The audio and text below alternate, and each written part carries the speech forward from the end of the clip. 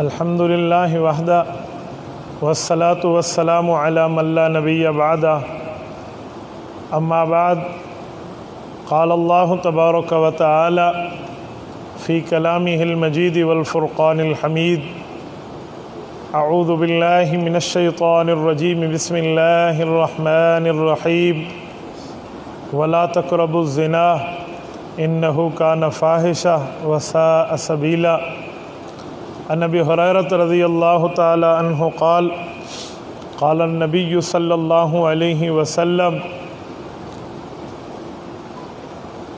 فزن النفس تمنا وتشتہی والفرج یصدقہ ویکذبہ رواہ الامام الہمام البخاری فی صحیحہ صدق اللہ العظیم وبلغنا رسولہ النبی الامی الکریم ونحن على ذلك لمن الشاہدین والشاکرین والحمد للہ رب العالمین۔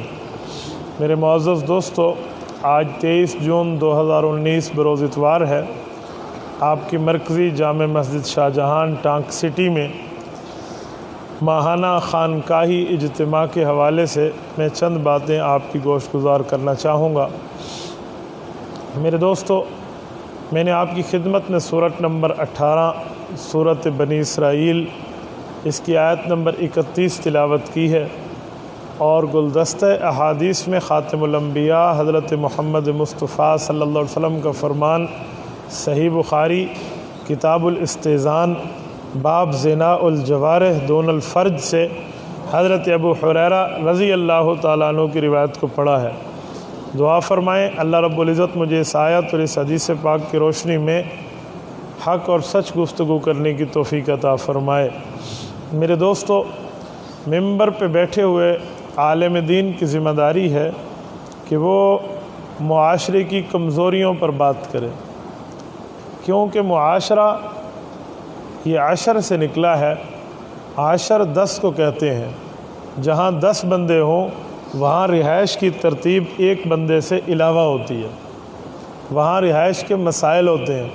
تو کس طرح بندہ اپنے رہائش کو رکھے، کس طرح اپنے ماحول کو رکھے، یہ اس معاشرے کے سمجھانے کی ضرورت ہے۔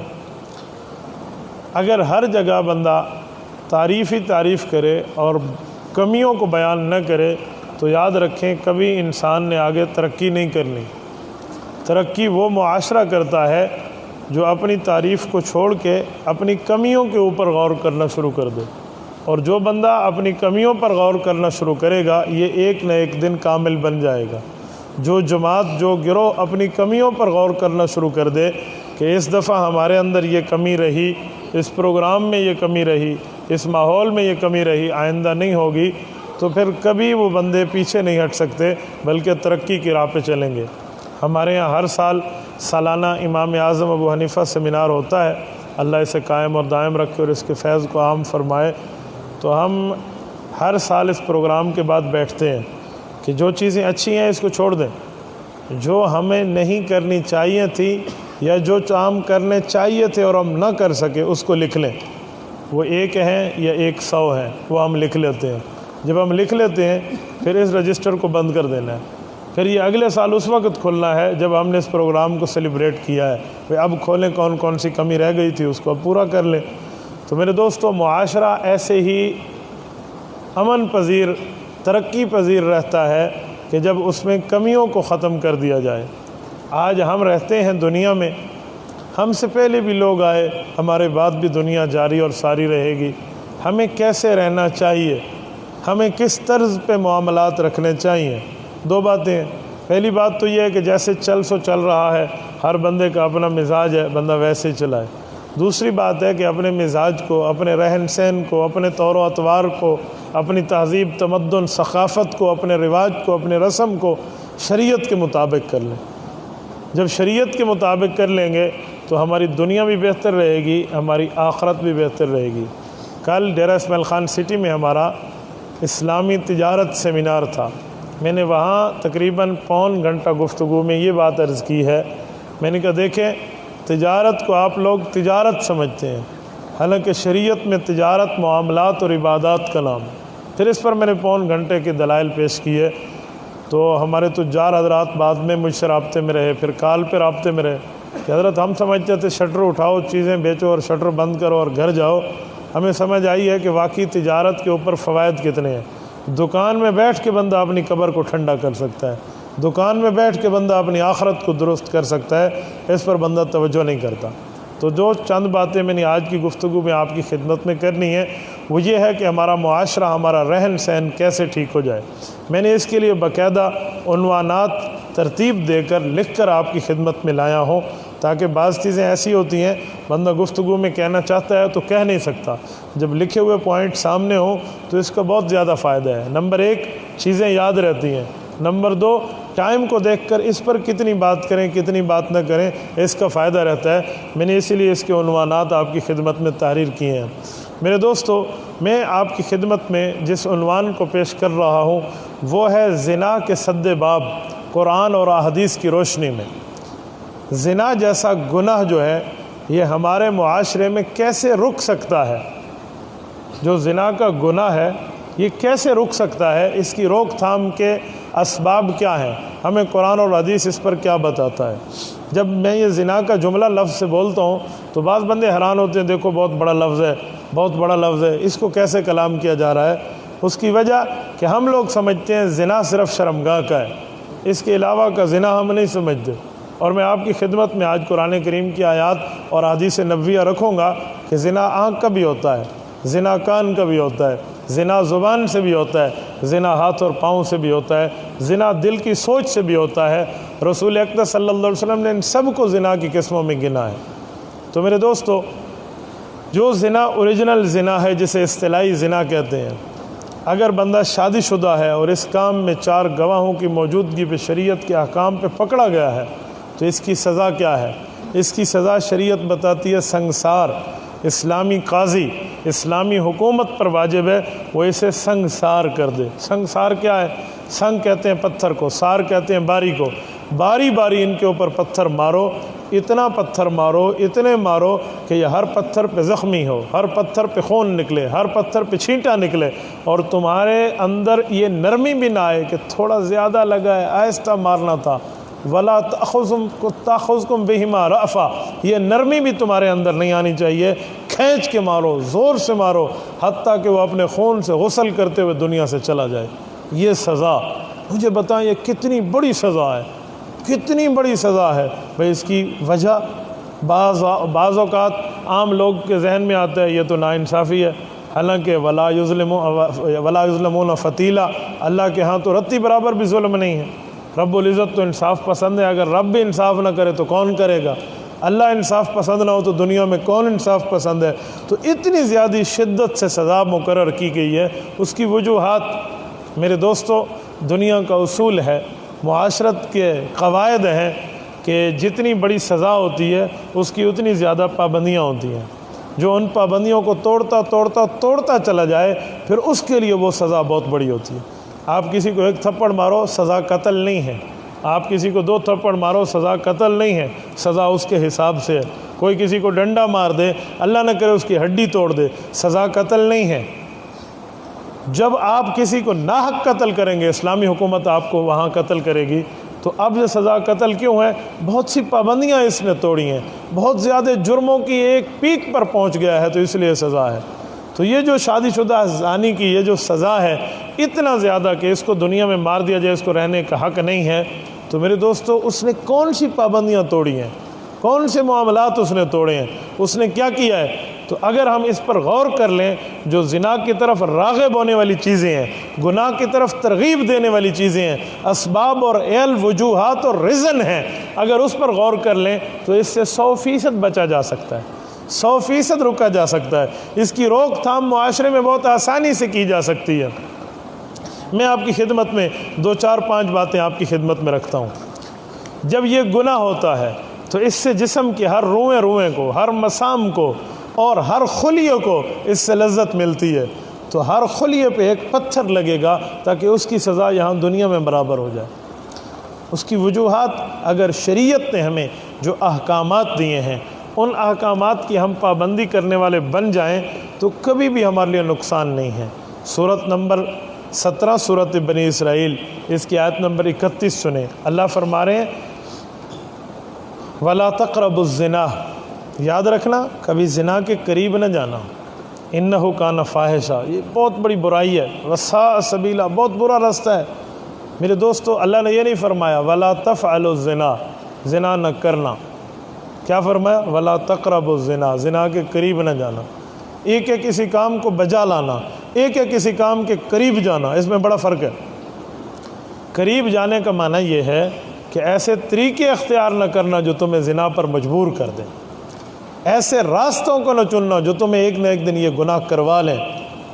वो कौन से रास्ते हैं, वो कौन सी तरतीबें, मैं उनकी तरतीबें आपके सामने कुरान करीम की आयत से लाता हूँ जो अल्लाह रब्बुल इज़्ज़त ने पूरी तरतीबें ज़िक्र फरमाई हैं। यही सूरत नंबर 24 बनती है, सूरत नूर, इसकी आयत नंबर 58, 59, 60। अल्लाह रब्बुल इज़्ज़त ने पूरे वो वाक़यात और हुक्म बयान फरमाए हैं। फरमाया या अय्युहल्लज़ीना आमनू लियस्तअज़िनकुमुल्लज़ीना मलकत अयमानुकुम वल्लज़ीना लम यबलगुल हुल्म मिनकुम सलासा मर्रात, ये पूरी तरतीब बताई है। फरमाया मिन क़ब्ल सलातिल फ़ज्रि वहीन तज़ऊन सियाबकुम मिनज़्ज़हीरा व मिन बाद सलातिल इशा सलासा औरातिल लकुम। अल्लाह रब्बुल इज़्ज़त ने इसके तमाम अहकाम को गिना है। वो कौन कौन से अहकाम है, ये 3 आयतों में उसकी तफसील मौजूद है। सबसे पहला हुक्म, अब मैं आपको मुआशरत का पहला हुक्म बता रहा हूँ जो इस गलती की तरफ राग़िब करता है, उससे बचो। वो कौन सा काम है? फरमाया किसी के यहाँ जाओ तो उससे सबसे पहले उसके कमरे में, उसके घर में, उसके रिहाइशगाह में, उसके मकाम में, उसकी जगह में दाखिल होने से पहले इजाज़त तलब करो। आप कहेंगे ये कौन सा है, मैं इसकी तशरीह करता हूँ ताकि आप समझें। इजाज़त तलब करो, किसी के घर में बग़ैर इजाज़त के न जाओ, किसी के कमरे में बग़ैर इजाज़त के न जाओ। यहाँ अल्लाह रब्बुल इज़्ज़त ने फ़र्क बताया है। दोपहर की नींद का काम, रात की नींद का मसला, मिन क़ब्ल सलातिल फ़ज्र व मिन बादिल इशा व मिनज़्ज़हीरा, दोपहर क्या है, सुबह क्या है, सुबह नमाज से पहले का हुक्म क्या है, इशा की नमाज के बाद किसी के कमरे में जाने का हुक्म क्या है। ये कुरानी अहकाम है। आज हम इन से गाफिल हैं, इसी वजह से मामले खड़े होते हैं। ये जो पहला हुक्म है कि किसी के घर, किसी के कमरे में बग़ैर इजाज़त न जाओ, मेरे दोस्तों घर के 2 हिस्से करने चाहिए। मुफस्सिरीन ने इसके तहत लिखे घर के 2 हिस्से हों। नंबर 1 वो हो जिसे हम कहें कॉमन रूम, मुश्तरका जगह जहाँ सारे इकट्ठे बैठे, जैसे लाउंज कहते हैं। दूसरा प्राइवेट रूम, जिससे सिर्फ तन्हाई का कमरा कहते हैं। कॉमन रूम में तो बग़ैर इजाज़त के आया जा सकता है जहाँ सारे बैठते हैं, लेकिन जो प्राइवेट रूम है, अलहदा का कमरा है, उसमें अजनबी तो जाएगा ही नहीं और फैमिली मेम्बर पूछ के जाएगा। मैं एक बार फिर कहता हूँ, शायद आप समझे ना हो। एक है मुश्तरका जगह में बैठ के जहाँ इकट्ठा खाना खाया जाता है, यहाँ फैमिली मेम्बर बग़ैर इजाज़त के आएगा, फैमिली मेम्बर बग़ैर इजाज़त के आएगा, ठीक है। और जो प्राइवेट रूम है, अलहदा कमरा है उसका, वहाँ फैमिली मेम्बर इजाज़त के साथ जाएगा। फैमिली मेम्बर, घर का बंदा भी। आपने बड़े भाई के कमरे में जाना है, हम शिरक कमरे में जाना है, वालिदैन कमरे में जाना है, आवाज़ देकर जाएं, इजाज़त मांग के जाएं। आज कोई सोचता है इस पर? छोड़ो बहन भाइयों को छोड़ो, आज जो कज़न जॉइंट फैमिली है, चाचे का बेटा आ रहा है, मामू का बेटा आ रहा है, खाला का बेटा आ रहा है, फूफो का बेटा आ रहा है, ये जो आ रहे हैं, हम एक दूसरे कज़न भाइयों की तरह समझ के बग़ैर इजाज़त आना जाना है। फिर मुश्तरका माहौल है, फिर आपस में गपशप है, आपस में जंग हंसाई है, फिर एक दूसरे से ताल्लुकात हैं। ये शरीयत कहाँ इजाज़त देती है? अल्लाह एक ही घर में कह रहे हैं लियस्तअज़िनकुमुल्लज़ीना, तुम्हें इजाज़त मांगनी चाहिए, तुम्हें इसको गौर करना चाहिए कि इजाज़त तलब करके मैं अंदर जाऊँ। मेरे दोस्तों, जब घर के 2 हिस्से हैं, जो कॉमन रूम है, वहाँ तो अजनबी भी नहीं जा सकता ना, अपना जाएगा तो बग़ैर इजाज़त के, लेकिन जो प्राइवेट है वहाँ अपना भी इजाज़त के साथ जाएगा। कौन कौन से औकात हैं? सुबह नमाज से पहले, दोपहर की नींद के वक्त और नमाज इशा के बाद, ये इजाज़त मांग के जाओगे। हो सकता है कोई बंदा, कोई बंदी किसी ऐसे आलम में अपने कमरे में सोया हुआ हो या सोई हुई हो जो आपको वो नामुनासिब लगे वहाँ जाना, या वो महसूस करे कि आपको इस टाइम नहीं आना चाहिए था। मेरे दोस्तों, इस तक भी पूछना, इस तक भी इजाज़त, ये शरीयत पहला हुक्म दे रही है।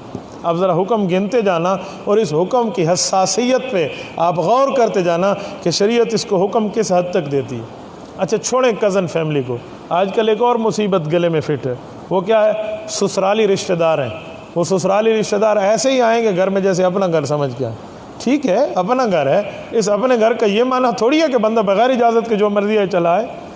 آپ کو پتہ ہے میں ایک بات کرتا ہوں, حدیث پاک میں سنن نبی داؤد کی روایت ہے, میں مثال دے رہا ہوں. حضرت مولانا تشریف فرما ہے, ہم ان کے کمرے میں آئے ہیں. مولانا کی جو جگہ اپنے لیے بنی ہوئی ہے, مخصوص جگہ, اس پر بھی بغیر اجازت کے بیٹھنا جائز نہیں ہے. وَلَا يَجْلِسُ عَلَىٰ تَكْرِمَةٍ إِلَّا بِإِذْنِهِ, کسی کی عزت والی جگہ پہ اس سے پوچھے بغیر آپ نہیں بیٹھ سکتے, پوچھے بغیر نہیں بیٹھ سکتے. یہاں کوئی پردہ نہیں ہے, یہاں کوئی عورت نہیں ہے, یہاں کوئی محرم نہ محرم کا مسئلہ نہیں ہے. اس کی اپنی جگہ جو ہے اس پر بھی پوچھے بغیر بیٹھیں. ہاں وہ خود بٹھا دے تو اپنی مرضی ہے, یا آپ نہیں بیٹھیں گے, آپ دور ہو کر بیٹھیں گے, آپ اس سے پوچھ کے بیٹھیں. میں مثال دے رہا ہوں, میں کسی کی بھائی رئیس کی دکان پہ آ گیا ہوں اور انہوں نے جو نشست اپنے لیے رکھی ہوئی ہے میں بغیر اجازت آ کر بیٹھ جاؤں تو مجھے پوچھنا چاہیے. یہ ادھر بھی اسلام پوچھنے کی بات کرتا ہے. تو جو کمرہ بعد نمازشہ جانے کا ہے, میاں بیوی کا ہے, چاہے کسی کا بھی ہے, آپ وہاں بغیر پوچھے چلے جائیں تو آپ مجھے بتائیں پھر کیا معاملہ. یہ سسرالی رشتہ داروں کے آج کل کے ہاں پردہ کوئی سسٹم ہی نہیں ہے, کوئی پوچھنا بھی نہیں ہے, کوئی حیا کا مادہ بھی نہیں ہے, وہاں گپ شپ ہے. اور ایسی گپ شپ, یہی گپ شپ غلط تعلقات کو جنم دیتی ہے. میں نہیں کہتا ہر بندہ غلط ہوتا ہے, میں کسی کے سسرالی رشتہ دار پہ الزام عائد نہیں کر رہا جو آپ کہیں کسی کو فتویٰ دے رہا ہوں یا کسی کو کہہ رہا ہوں بھی یہ بندہ زانی ہے, یہ بندے غلط نظر ہے, میں یوں نہیں کہہ رہا. لیکن شیطان سے کون بچا ہوا ہے, شیطان سے کون بچا ہوا ہے؟ سسرالی رشتہ دار تو میری بہنوں کے نامحرم ہے, میری بھابھیوں کے نامحرم ہے, تو میں کس بنیاد پہ ان کو لاؤں؟ میرے دوستو, جو گھریلو فیملی کا پردہ ہے نا, وہ اس پردے کا یہ معنی نہیں ہے کہ آپ پردے کی بوبو بن کے اور کونے میں دیواریں ڈال کے بیٹھ جائیں. اس کا معنی یہ ہے آپ نے غیر محرم سے علیحدگی میں بات نہیں کرنی, یہ پردہ ہے. غیر محرم سے گپ شپ نہیں کرنی, غیر محرم سے بات کرنے دوپٹہ سامنے رکھ کے کرنا ہے. میری بھی بیویاں ہیں, ہمارے گھر میں بچے بھی ہیں, ہمارے بہن بھائی ہیں, ہمارا معاملہ بھی چل رہا ہے. میرے بھانجے اور بھانجیوں کی تعداد تقریباً 70 بنتی ہے. میرے گھر میں تو کوئی مسئلہ نہیں ہے, ہم شرعی معاملات میں چل رہے ہیں, کوئی لڑائی نہیں ہے, کوئی ناراضگی نہیں ہے, کوئی خفگی نہیں ہے. کیوں؟ وجہ دین ہے. میرے دوستو, یہ بنیادی طور پہ ہمیں دیکھنا پڑے گا, یہ پابندیاں دیکھنی پڑیں گی. جب تک میرا علیحدہ گھر نہیں تھا, میرا برادر اللہ, میری بیوی کا بھائی بھی آتا نا, دروازہ کھٹکھٹا کے آتا, ان کے والد صاحب بھی آتے, دروازہ کھٹکھٹا کے آتے. میں آج تک اپنی ساس صاحبہ خوش دامن کے گھر جاتا ہوں, آواز دے کر جاتا ہوں. میری سسٹر ان لا ہیں, میری سالی ہیں, میرا ان سے آج تک پردہ ہے, میں آج تک جاتا ہوں.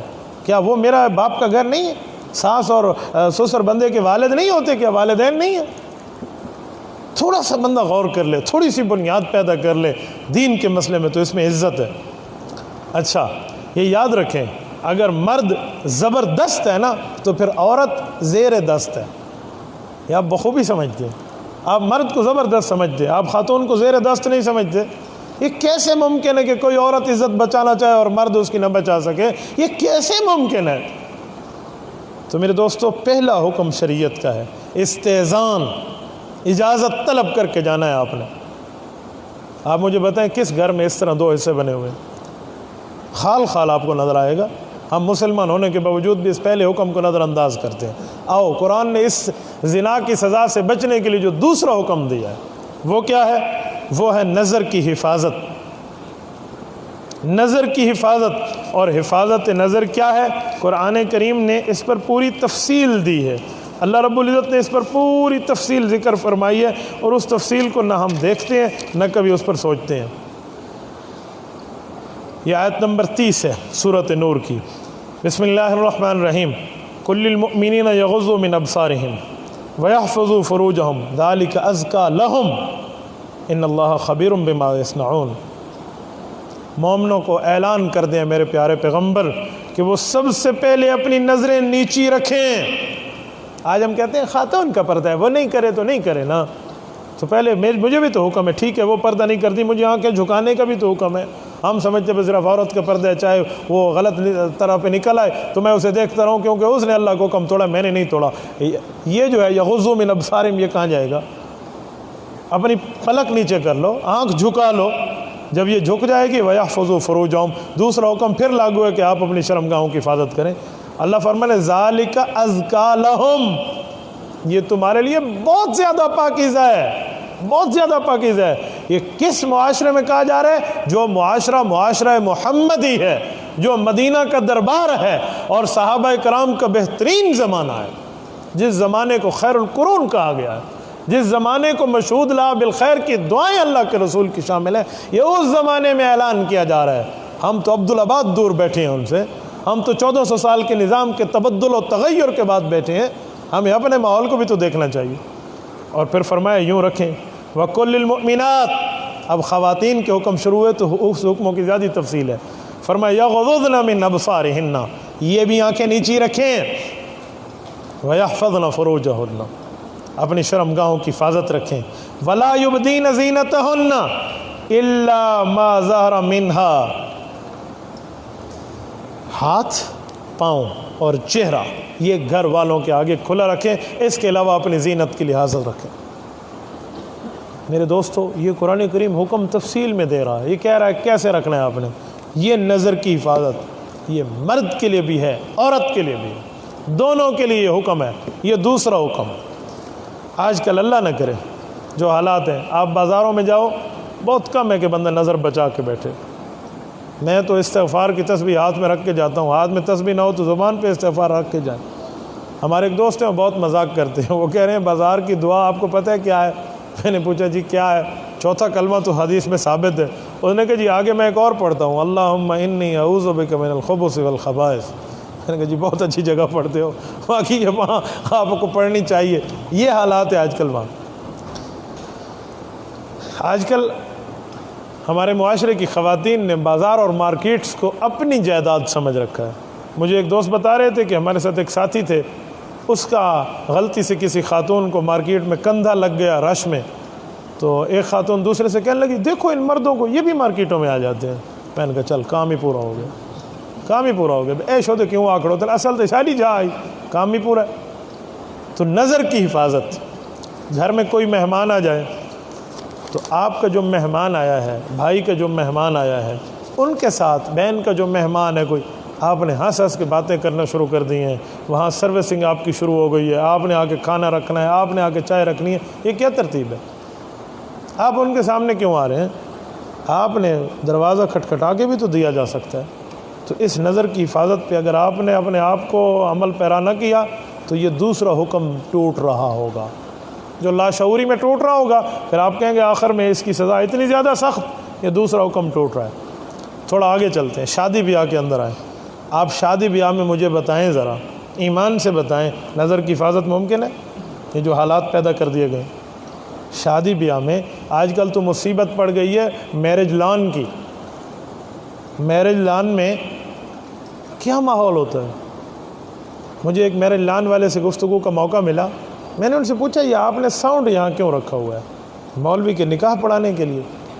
وہ ہنس پڑا، اس نے کہا حضرت ہر بندے کی اپنی سوچ ہے، یہ میوزک چل رہا ہوتا ہے، تھوڑا تھوڑا لائٹلی میوزک چل رہا ہوتا ہے، تھوڑا ماحول کو اچھا رکھنے کے لیے۔ اللہ اکبر!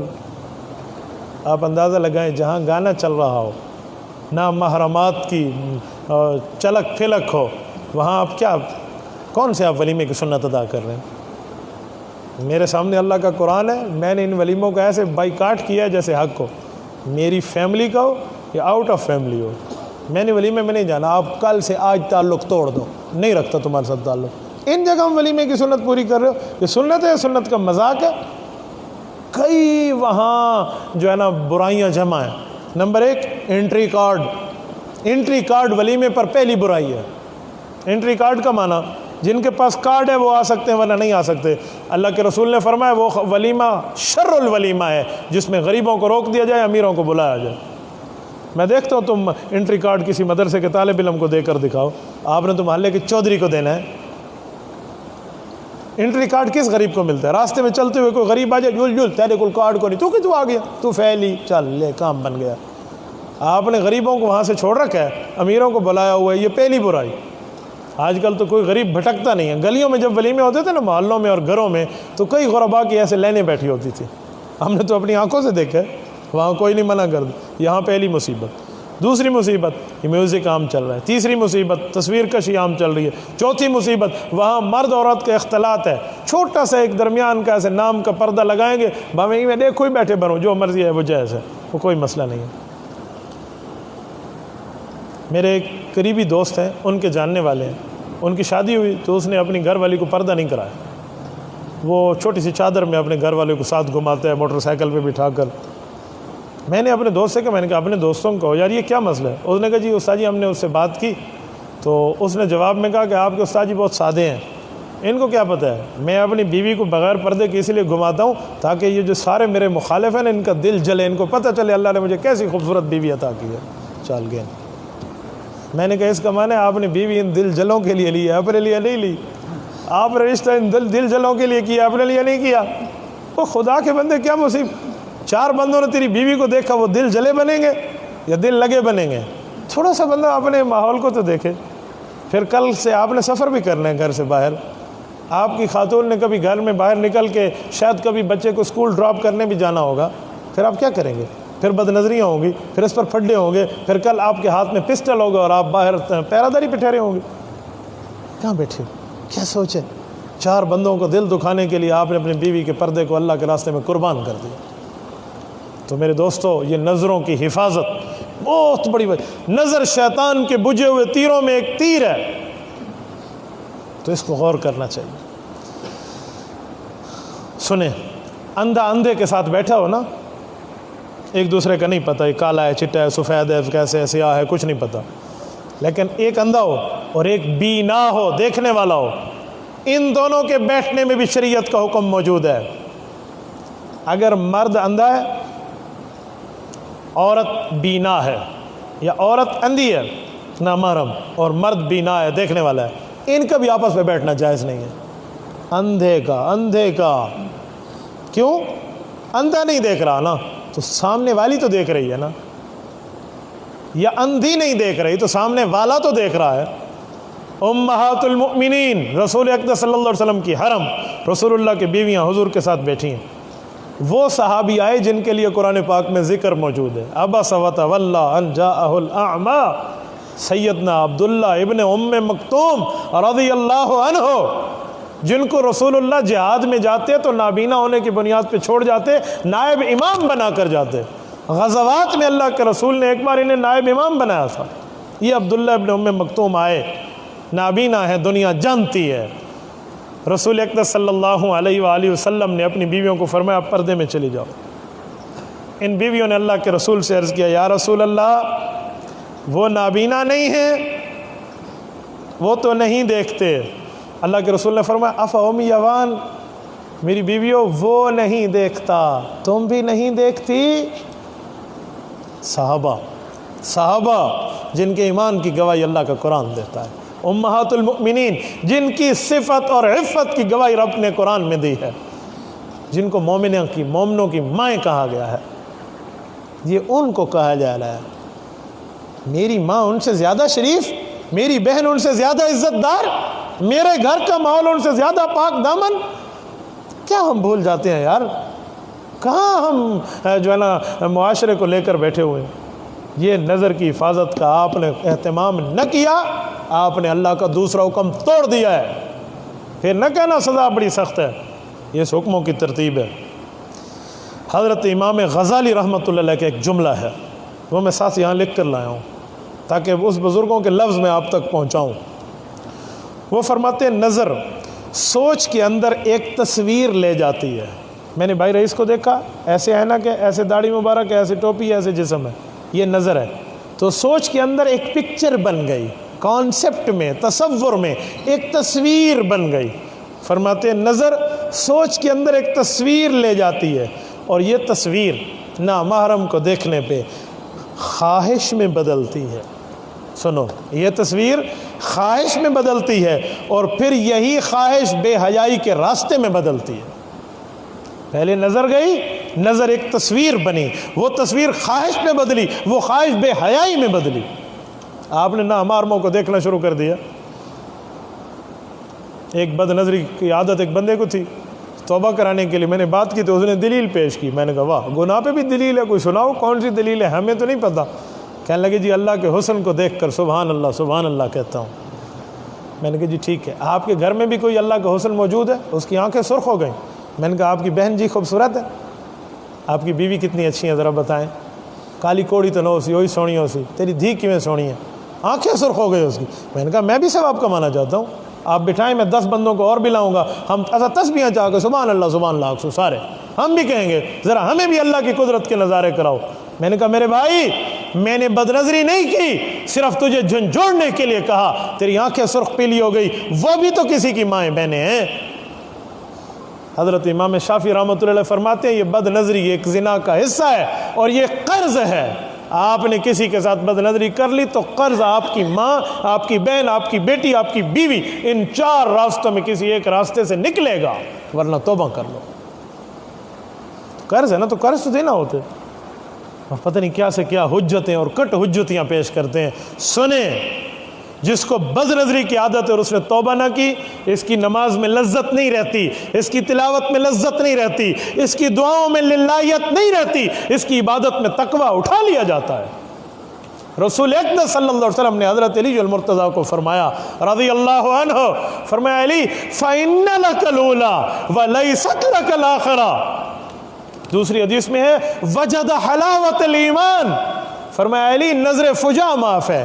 نظر فجا کا معنی اچانک نظر گئی، اچانک گئی، رکی نہیں، ہٹا لی، اسے نظر فجات کہتے ہیں۔ لوگوں نے ترجمہ کیا کیا ہے، پہلی نظر معاف ہے چاہے جتنا ہی دیکھتے رہو، یہ حدیث کا ترجمہ نہیں ہے، یہ حدیث کا مطلب نہیں ہے۔ پہلی نظر کا معنی نظر فجا، اچانک سے نظر گئی، آپ نے ہٹا لی، اسے نظر فجا کہتے ہیں۔ فرمایا اگر آپ نے یوں ہٹائی اور آپ کے دل نے کہا دیکھو بہت حسن ہے، دیکھو بہت خوبصورتی ہے، لیکن تو نے اپنے دل کی غلط خواہش کو ذبح کر کے اللہ کا حکم مانا، وجد حلاوت الایمان، فرمایا اللہ تیری عبادت میں، تیری تلاوت میں، تیرے تقوی میں، تیری دعاؤں میں، تیری عبادت اور نوافل میں ایک ایسا مزہ پیدا کریں گے جو تجھے اللہ سے بات کرنے میں سرور دے گا۔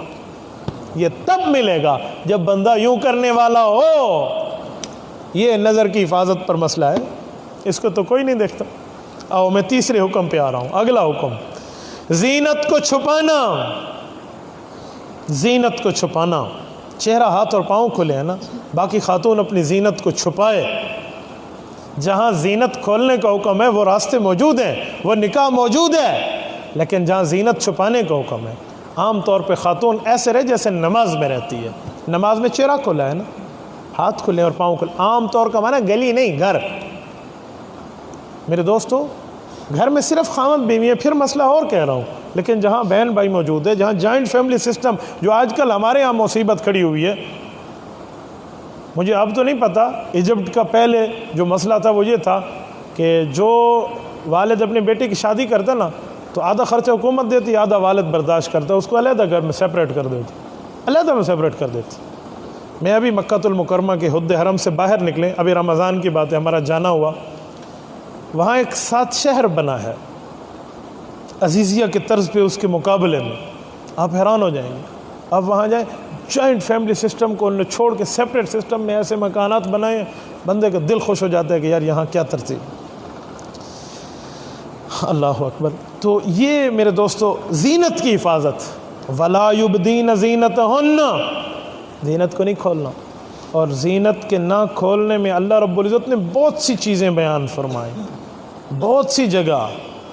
ایک جگہ تو یہ فرمایا وَلَا يَضْرِبْنَ بِأَرْجُلِهِنَّ لِيُعْلَمَ مَا يُخْفِينَ مِنْ زِينَتِهِنَّ، عورت کے پاؤں کی ایڑی اگر زور سے زمین پہ پڑے گی تو سننے والے کے دل میں غلط خواہش پیدا ہو سکتی ہے۔ چلتے ہوئے ایڑی اپنی زور سے نہیں مارنی۔ ڈانس کہاں سے جائز آ گیا، ناچنا کہاں سے آ گیا؟ یہ ڈانس سسٹم پرانے زمانے کا مسئلہ اور تھا، گھر والے کھانا پکاتے، باہر کے لوگ آ کر ڈانس کرتے اور شادی ہو جاتی۔ آج کل باہر سے کھانا پکانے والے بلائے جاتے ہیں، گھر والے ناچ رہے ہوتے ہیں۔ یہ الٹی گنگا بہ گئی ہے۔ پہلے میراسی بارو سر بہ بہندیاں ہوں آپڑے بڑے کھڑوتے ہیں، اب آپڑے میراسی ایسا آپ ہو نئی بارو مگاؤ چا روٹی پکا کے دیتی بہن، ناراض نہ ہونا۔ یہ آج کل ہمارا ماحول بدل گیا ہے، آج کل الٹا کام ہو گیا ہے، الٹی گنگا بہ پڑی ہے۔ اور یہ حالات جو شہر میں چلیں گے، یہ ڈانس کی ترتیبیں، یہ ٹبلو پیش کر رہے ہیں بچے اور بچیاں اسکول اور کالج میں، یہ جو ترتیب چل رہی ہے، یہ کون سا آپ کو احرام اور عمرے کا طریقہ سکھایا جا رہا ہے؟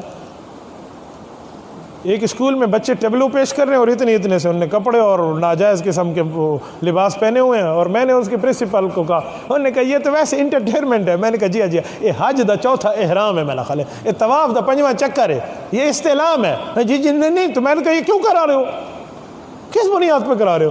یہ تعلیم کا حصہ ہے، یہ تربیت کا حصہ ہے، یہ ہماری مشرق کی روایات کا حصہ ہے۔ تو میرے دوستو، زینت کا پردہ، ایک جملہ کہوں، فوت ہونے کے بعد 5 کپڑوں میں خاتون کو کفن دیا جاتا ہے: ازار، لفافہ، خمرہ جسے خمار کہتے ہیں، اور پھر 2 چادریں۔ یہ 5 چیزیں ہیں جس خاتون کو مرنے کے بعد اللہ کہہ رہی ہے 5 کپڑوں میں کفن دو۔ آج وہ خاتون شلوار قمیض اور دوپٹے 3 کپڑوں میں بھی اپنے آپ کو برا سمجھتی ہے۔ 3 پیس میں وہ تو کوئی اور پیس ہی آج کل بن گیا ہے۔ آج کل دوپٹے کا رواج تو بس ایک نام سے ہی رہ گیا ہے۔ چھوڑیں اور کو، آپ مجھے بتائیں، ہم 9 بجے والا پی ٹی وی پہ اپنے بچپن میں خبر نامہ دیکھتے تھے، وہ خبر نامہ اور آج کی ہیڈ لائن، ذرا بیان کرنے والی کے لباس کو دیکھ لو، آپ کو اندازہ ہو جائے گا۔ جو ہم دیکھا کرتے تھے، جو ہماری ترتیبیں تھی بچپن کی، ذرا اس پہ چلے جائیں، اور آج کے دور میں ذرا ہیڈ لائن اور بریکنگ نیوز کو دیکھ لو، یہ سارا بریکر تو آپ کو سمجھ آئے بھی کیڑا اسپیڈ بریکر ہے، سارا سمجھ آ جاتے جو کیا معاملہ ہے، کہاں پہنچ گیا ہمارا معاشرہ، کہاں پہنچ گیا۔ میرے دوستو، میں حیران ہوتا ہوں، جس کو اپنے پردے کا حیا نہیں ہے، مرنے کے بعد کہیں گے نہ ہمارا ہم پردے تھی ونجن پردے علی ازال کو کمبر اجلامن، یا کو اپنی زندگی چاپڑے پردے دا ہوش کو نہیں ہے۔ آج چادریں قبروں پہ پڑی ہوئی ہیں، اور نہ ہمارموں والی عزتیں سر بازار لٹ رہی ہیں، یہاں کوئی چادر نہیں ہے۔ میں نے اس دن ایک خاتون کو دیکھا جو صرف سر پہ دوپٹہ ڈال کے ایک بزرگ کی قبر پہ چادر ڈالنے آئی ہوئی تھی، اور اس کو بڑے پروٹوکول میں وہ لوگ لے کر آئے ہیں۔ میں نے کہا جی گین بھیڑاں دے کن بکریوں کو، بکریاں دے کن بھیڑاں کو، کہاں ماحول پہنچ گیا ہے۔ یہ خاتون جس کو اپنے پردے کا حکم تھا، اس نے اپنا پردہ اڑا کے قبر پہ چادر ڈالنے کے لیے آئی ہوئی ہے۔ اے زیادہ نیکی ہے، کہاں پہنچا دیا ہمیں شیطان نے، کس جگہ پہ ہمیں ڈال دیا۔ میرے دوستو، یہ تیسرا حکم ہے جس پہ ہمیں تھوڑا سا تو دیکھنا چاہیے، تھوڑا معاملہ تو کریں کہ ہمارے معاشرت ہمارے ماحول کا کیا مسئلہ ہے۔ شارٹ لباس جو ہے، یہ جوائنٹ فیملی سسٹم میں مرد کو پہننا جائز نہیں ہے، چاہے جائے کہ آج کل جانگی آئے ہوئے ہیں۔ آج کل دیکھیں نا آپ، تھوڑی سی بارش ہو جائے نا تو یہ لباس کو لدھے تانگ تھی ویندن ادھے جنگا ننگے وہ جا۔ مجھے اس دن اتفاق ہوا، غالباً یہ لاسٹ سنڈے تھا مہینے کا پچھلے، ہمارے تھے بس وہ دریا کی سائڈ سے باغ سکون ڈی خان، وہاں سے ہم داخل ہوئے تو میں نے بہت سے لڑکوں کو دیکھا جن نے اتنا لباس پہنا ہوا تھا، گھٹنوں سے بھی اوپر۔ تو میں نے ساتھ والے سے کہا، میں نے کہا یار غربت تو بڑی عام ہو گئی ہے، ان بیچاروں کے پاس پہننے کے کپڑے نہیں ہیں ہماری گاڑی میں۔ انہوں نے مجھے کہا استاد جی سبحان اللہ سبحان اللہ، غربت شربت عام نہیں ہو گئی، یہ آج کل ماحول بن گیا ہے۔ یہ آج کل وہ کہتے ہیں ابھی اتنا ہی لباس پہن کے ہاتھ موبائل چاہ کے سے بال بیٹھے، جی بسم اللہ، ہائے کیا حال ہے آپ کیسے فلان، یہ چل رہا ہے۔ اور اس بچے سے والدین نے امید لگائی ہوئی ہے یہ بڑا ہو کر بہترین بنا ہمارے لیے بہت اچھے کمائے گا اور ہمیں کچھ کھلائے گا، جس کو ہم نے یوں آپ اپنے بچے کو اپنی بچی کو اپنے لباس کے مطابق ماحول۔ ایک جملہ کہتا ہوں، آپ ناراض نہ ہونا، خاتون کا لباس اور مرد کا لباس، ان میں ایک چیز موجود ہے۔ مرد کے جسم پہ اچھا لباس ہو، صاف لباس ہو، اس کا معنی ہے کہ اس کی بیوی چست ہے، وہ اپنے خامد کو اچھا لباس پہناتی ہے، میلا اس کے جسم پہ نہیں رہنے دیتی۔ اور خاتون کا پردہ مکمل ہو، اس کا معنی ہے اس کا خامد غیرت مند ہے، اور اس کا پردہ اس کی عقل کے پردے پہ پڑ گیا ہو، اس کا معنی ہے اس کا خامد بالکل کہاں پہنچ چکا ہے، لو لیول کی غیرت بھی اس میں نہیں رہی۔ مرد کی غیرت کا اندازہ اس کی گھر کے پردے سے پتہ چلتا ہے۔ میں نے اپنی بیویوں سے ایک بات طے کی ہوئی ہے، میں نے کہا جتنے پیسوں کا سوٹ آپ نے لینا ہے یہ آپ کی مرضی، جتنا مہنگا سوٹ لو آپ کی مرضی، وہ سلا کس طریقے پہ جائے گا وہ میری مرضی۔ بات طے ہو گئی ہے، سوٹ پسند آپ کریں، وہ اس کی سلائی کی بناوٹ کیسے ہوگی وہ میری مرضی ہے۔ برقع آپ اعلیٰ سے اعلیٰ مانگیں، وہ برقع کس طرز پہ ہونا چاہیے وہ میری مرضی ہے۔ ہمارے بھی گھر میں تو عورتیں رہتی، مجھے تو آج تک یاد نہیں ہے کہ ہماری گھر کی عورتیں بازار گئی ہوں جوتیاں لینے کے لیے یا جو ہے نا کپڑے لینے کے لیے۔ والد محترم رحمۃ اللہ علیہ قبر پہ اللہ کروڑوں اربوں رحمت نازل فرمائے، ابو جی کے تو شاگردوں میں وجہ زیادہ عام تھی، 10 15 جوڑے جوتیوں کے آ جاتے گھر میں ڈیزائن کے لیے، کوئی 1 2 آپ پسند کر لیں باقی چلے جاتے۔ پرانے زمانے میں تو یہی ماحول تھا نا کہ باہر سے مرد جا کر ڈیزائن کپڑوں کے تھان لے کر آتے، گھر والے پسند کر لیتے۔ اور آج کل کیا حال ہے؟ میں ایک آدمی سے ملا تو مجھے کسی نے کہا کہ یہ خریداری کے لیے اپنی بیوی کو بازار بھیجتا ہے، اس کے کپڑے بھی بیوی لاتی ہے۔ مجھے بہت حیران کی ہوئی، میں نے کہا اچھا مرد کے کپڑے مجھے، تو میں نے اس بندے کو مسئلہ سمجھانے کے لیے ایک تدبیر اختیار کی۔ ساتھ بیٹھے نا، میں نے کہا جی واہ زبردست کپڑا ہے، کیا قیمتی کپڑا آپ نے جسم پہ رکھا ہے، سارے اللہ تعالیٰ لوگ لل لویڑے۔ میں نے کہا مجھے بھی آپ کی طرح کپڑا کیسے میٹر ہے، کس دکان سے ملتا ہے؟ ایک تدبیر ہے نا کسی سے پوچھنے کے لیے۔ انہوں نے کہا جی بازار ہے جو لفظ ہے، مارکیٹ جو مل جاتا ہے مارکیٹ سے بس ویسے۔ میں نے کہا جی کس دکان سے ملتا ہے آپ نے لیا تاکہ میں بھی لے سکوں؟ اب شکر ہے کہ اس نے سچ بولا۔ اس نے کہا جی میری تو بیوی لے کر آتی ہے، مجھے تو نہیں پتا کس دکان سے ملتا ہے۔ یہ میں خود آپ کو اپنی کارگزاری بتا رہا ہوں جو میرے سامنے ایک بندہ کہہ رہا ہے۔ یہ لے اے حال ہو سی جو جنے دے کپڑے زال گنازی تو بوال سب وہ خیر ہے انہیں پاس۔ تو یہ جو ہے اپنی زینت کی حفاظت اور پردے کے معاملات، یہ شریعت کا حکم ہے، یہ ہمارے ماحول میں ٹوٹتا جا رہا ہے جو ہمیں کسی طرح کا نظر اور کسی طرح کے معاملہ نہیں رہتا۔ اور سنیں، جب مرد حیادار لباس نہیں پہنے گا، اس گھر کی مائیں بہنیں حیادار لباس پہ آ جائیں، یہ نہیں ہو سکتا۔ یہ مرد کے معاملے میں موجود ہے۔ جب میں اپنے لباس میں 100% فیشن لاؤں گا، جو میں اپنے لباس میں 100% چینجنگ لاؤں گا، میرا لباس یوں ہونا چاہیے جیسے فلاں فلم اسٹار کا ہے، تو یاد رکھیں پھر آپ کے گھر والے بھی کہیں گے میرا لباس بھی یوں ہونا چاہیے جیسے فلاں فلم اسٹار کا ہے، وہ بھی ایسے ہوگا۔ جب آپ اپنے گھر میں بیٹھ کے فخر سے کہیں گے میری فلاں کے ساتھ دوستی لگی ہوئی ہے، فلاں معاملہ ہے، میں وہاں شادی کروں گا، یہ آپ باتیں آپ نے کر لی، تو پھر آپ کو اس طرح گھر سے بھی سننا پڑے گا۔ یہ ٹینس بال ہے، جتنی تیزی سے پھینکیں گے ویسے ہی آئے گی۔ جب ہم یہ باتیں گھر میں پیش کریں، جب ہمارا ماحول یہ ہو، ایک خاتون کو بھائی نے فیر مارا، وہ زخمی ہو گئی، کہ میں آپ کو اپنے معاملات کا واقعہ بتا رہا ہوں۔ اللہ پاک نے اس کی جان بچائی، بھائی پکڑا گیا، پکڑنے کے بعد بہرحال جیسے کیسے تیسے باپ نے ادھر ادھر نے پڑھ کے چھڑا لیا۔ جب وہ آ گیا تو لڑکے اس کو میرے پاس لائے۔ میں نے اسے پوچھا آپ نے فائر کیوں مارا؟ عزت کی بات تھی۔ کیا عزت کی بات تھی؟ مجھے اس کے باپ سے ساری باتیں پتہ تھی۔ کیا عزت کی بات تھی؟ میری بہن کو میں نے چیٹنگ کرتے ہوئے پکڑ لیا، کسی سے چیٹنگ کر رہی تھی۔ تو میں نے کہا آپ اپنی بہن کو روزانہ نہیں کہتے کہ کالج میں فلاں لڑکی بہت اچھا ہے، میری یہ خط دے دینا اسے؟ آپ کہتے ہو؟ ایسے اس کی آنکھیں کھل گئیں۔ مجھے تو گھر کی بات پتہ تھی، اس کے والد نے بتایا تھا۔ تو میں نے کہا جب تم بہن کو کہو گے یہ میرا خط ہے جا کر فلاں لڑکی کو دے دو، تو وہ کسی سے چیٹنگ کر لے تو پھر وہ جرم ہے، اس نے تجھ سے سیکھا ہے، تو اس کا استاد ہے، تو اپنے پاؤں سیدھے رکھتا تو یہ کام نہ ہوتا۔ تیں سکھایا بھیڑ کو یہ کچھ ایویں یاری لاؤتے وہ نہ لیسی، وہ تہجد پڑھ سی بہ کے حتیم میں کھڑو میں دو نفل پڑھنا چاہ، وہ یہ کام کرے گی؟ جو آپ سکھائیں گے وہ یہی ہوگا۔ ہمارے معاشرے میں خاتون کی غلطی کو غلطی سمجھا جاتا ہے، مرد کی غلطی کو کوئی غلطی نہیں سمجھتا ہے، بس جو مرضی ہے کرے ودا۔ یہ بہت بڑی غلطی ہے۔ جب آپ نے اسے کھلی چھٹی دی ہے تو 10 اور کو بھی کھلی چھٹی ملے گی۔ ہمیں کچھ خود کو دیکھنا چاہیے۔ ایک جگہ ہم راضی نامہ کے لیے گئے، سسر اور داماد کی لڑائی پڑ گئی تھی۔ سسر داماد کا مسئلہ تھا، میں تھا، قاضی عبدالحلیم صاحب ہمارے بہت اچھے دوست ہیں، وہ تھے، اس طرح بہت سے علماء اس میں پڑھے اور بڑے مجلسیں ہوئیں، اور ایک مجلس میں جا کے ہم نے فیصلہ کیا۔ فیصلہ کیا تھا؟ اعتراض کیا تھا؟ سسر سے داماد اس لیے لڑا ہے کہ تیری بیٹی اور میری بیوی یہ ٹھیک نہیں ہے۔ میں جی کیوں ٹھیک نہیں ہے؟